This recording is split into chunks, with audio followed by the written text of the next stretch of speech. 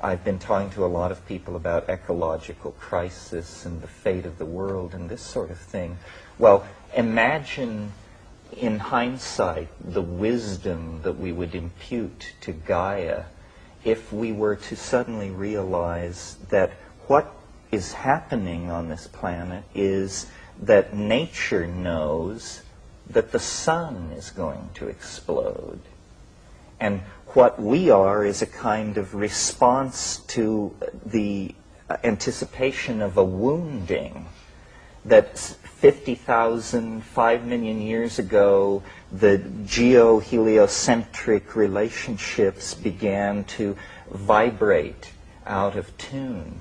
And as a consequence of this, a species was called forth that could organize an escape. And we are it. In other words, we are in a divine play.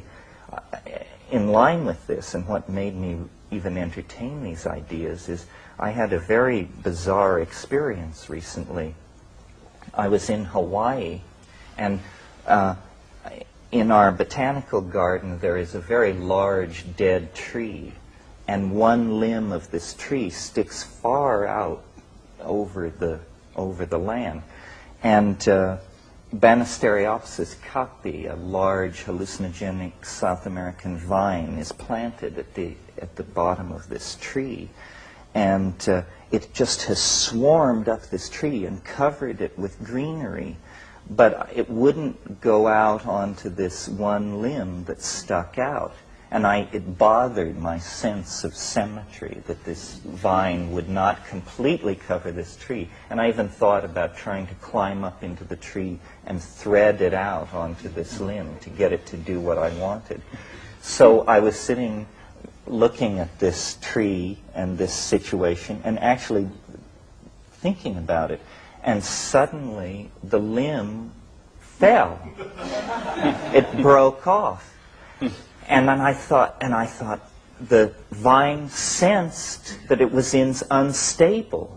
It would not invade this domain that it sensed was structurally unstable. Well, then I said to myself, but how could it? What is the mechanism of this sensing of instability? And a friend of mine said, well, perhaps the wind impacts on weakened wood differently than on unrotted wood, and perhaps rhythms in the tree tell it to stay away from him. And then I realized, if one plant has that kind of sensitivity to the entering into a domain of danger, what must the ecosystem of this planet be doing in reaction to what we are doing to the planet? So I see, the reason this relates to the imagination is because I see ourselves in communication with the imagination. It is sending images back into the past to try and direct us away from areas of instability. It really is, the Gaian mind is a real mind.